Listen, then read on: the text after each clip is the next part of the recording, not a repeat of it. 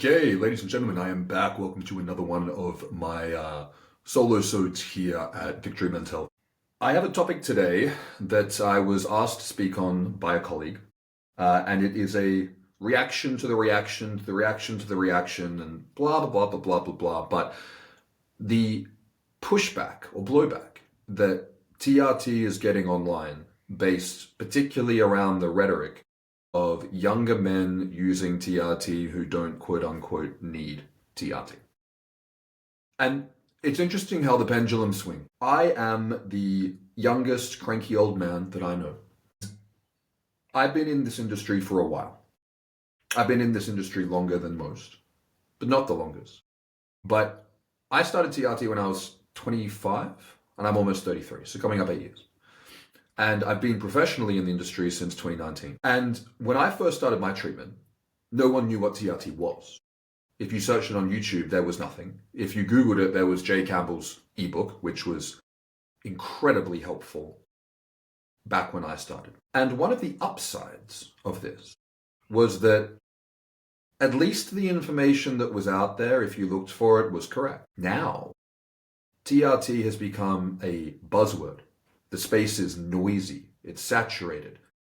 When I first started talking about TRT and working in the industry, no one knew what it was. And a huge part of what I was doing was raising awareness about it. Now every man and their dog is aware of what TRT is. Is this a good thing or a bad thing? It's a net positive.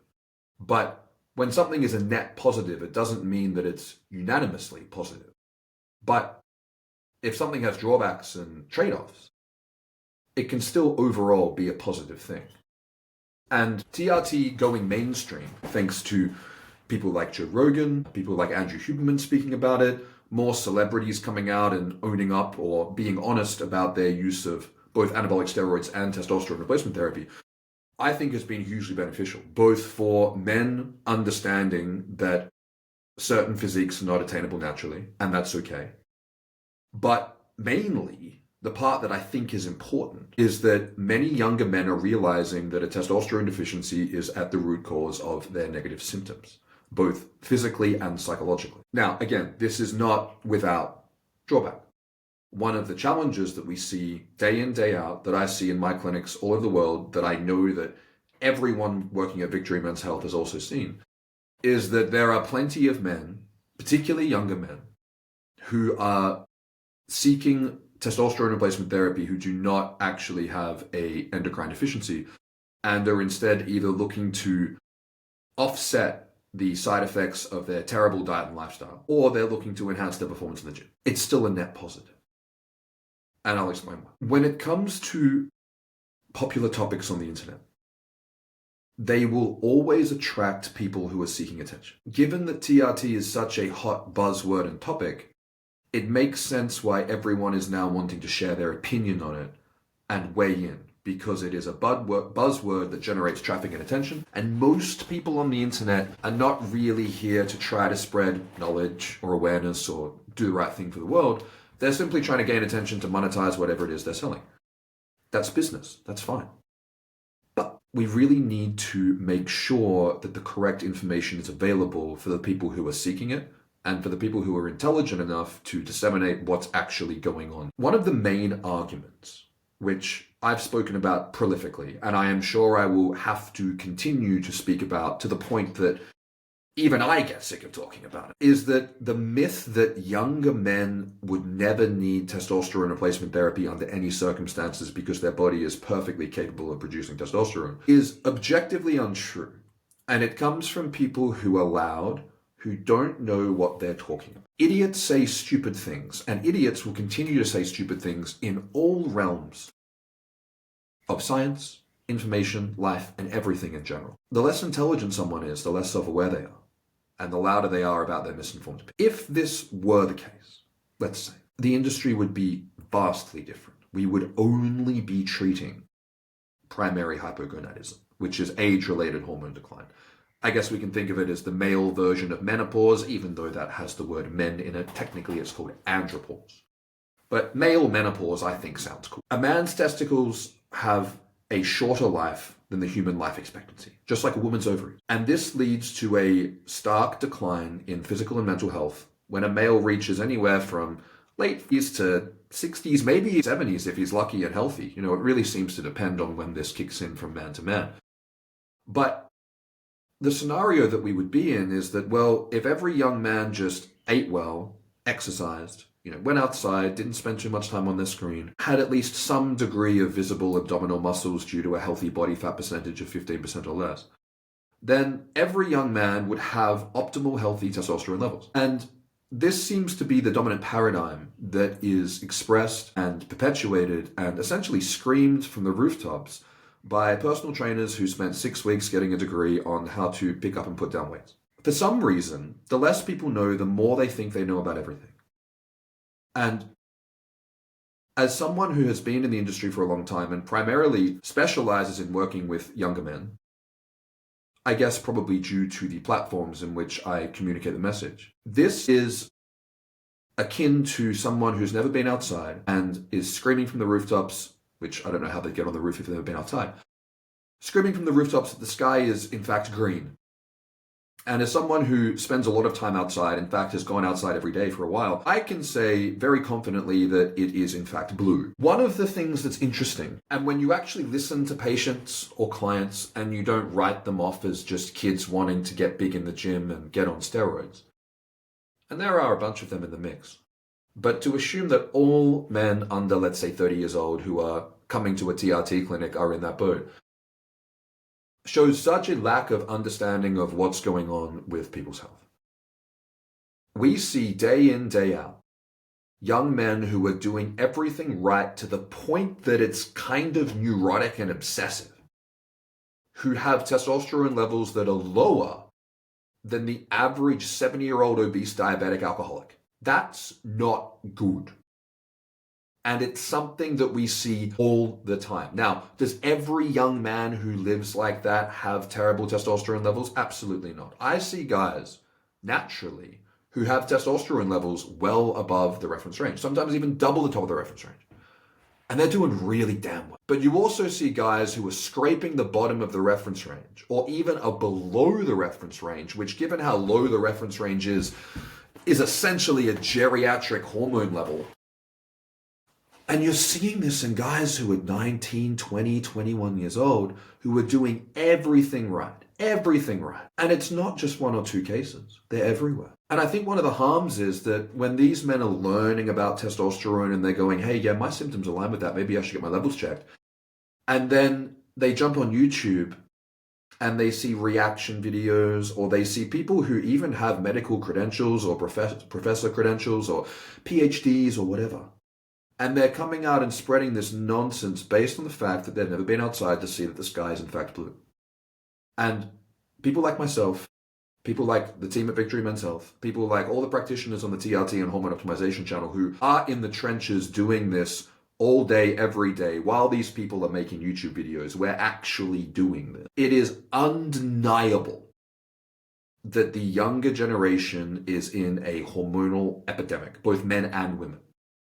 As someone who is in their early 30s, the women who are roughly in my age group that I grew up with and that I know personally, I can say that the majority of them, more than 50% of them, have some kind of problems with their hormones, whether it's a progesterone deficiency, things like endometriosis, polycystic ovarian syndrome. It is rampant that younger women are having issues with fertility in their menstrual cycle.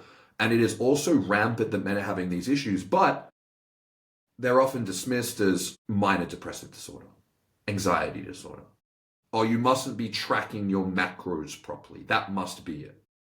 That must be why when you go to the gym and eat in the surplus and train hard, you get fat. And then when you eat in a caloric deficit, you lose muscle. It's because you're not tracking your sources properly in MyFitnessPal. That's the only possible explanation. And I guess if you only understand a very small part of how everything works, then that's going to be the answer that you're ultimately going to apply because it defends your ego and your belief systems. But it's wrong. Now, at the same time, I think one of the worst things a young person can do is start TRT when they don't need it. It's a bad strategy. It's a bad strategy to become physiologically, hopelessly dependent on a hormone that is internationally scheduled and restricted by the government. That's a bad thing to elect to do if it's not required. It's just a bad strategy. It's kind of like becoming a type 1 diabetic with the testicles, but it's really damn hard to get insulin. And they'll only give you enough insulin just to get you through the month, and then you have to go down at the start of the next month to get enough to just get you through the next month. That's not ideal. If you actually need it, which many young men do, and the first thing that any practitioner who is worth their salt will do is to look at blood work, look at diet, look at lifestyle, look at other medications, look at the entire system of that individual, both mentally and physically, and say, are these symptoms actually coming from low testosterone, number one? But number two, can the testosterone deficiency be resolved by diet and lifestyle? Because a lot of the time it can.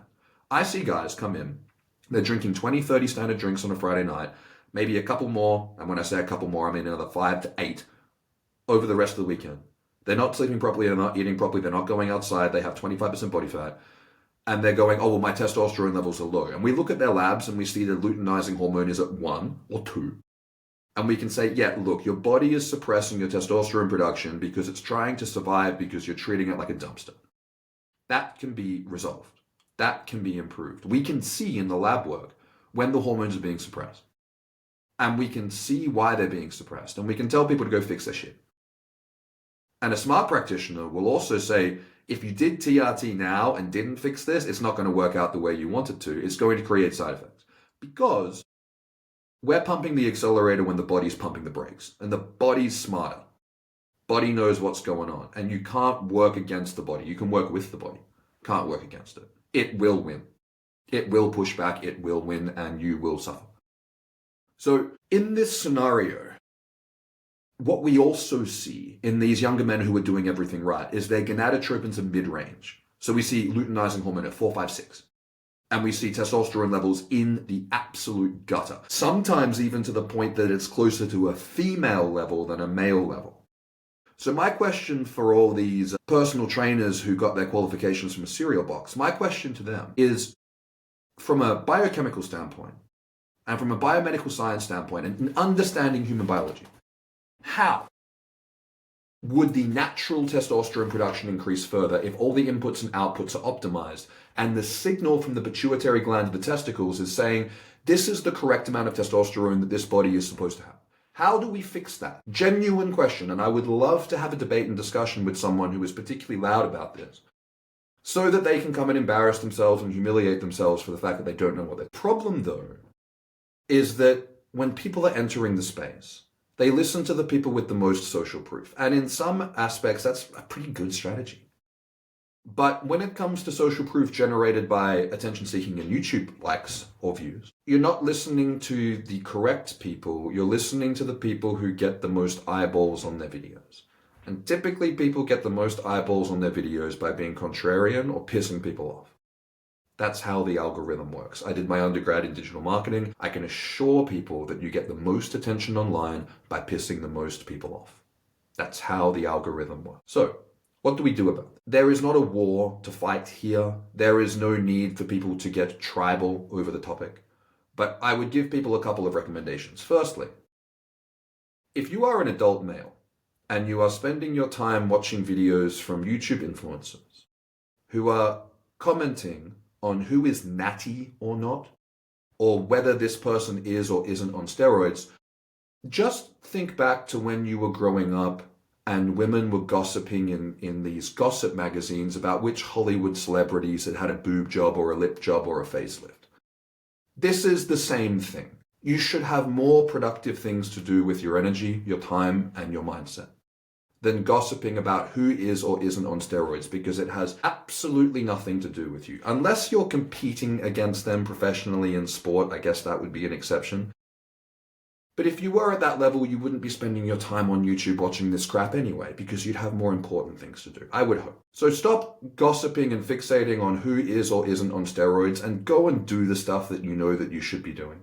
Because it has absolutely nothing to do with anything, and you shouldn't be wasting your time or attention on that. You're giving away your capacity, you're giving away your focus, you're giving away your finite resources to people who are morons.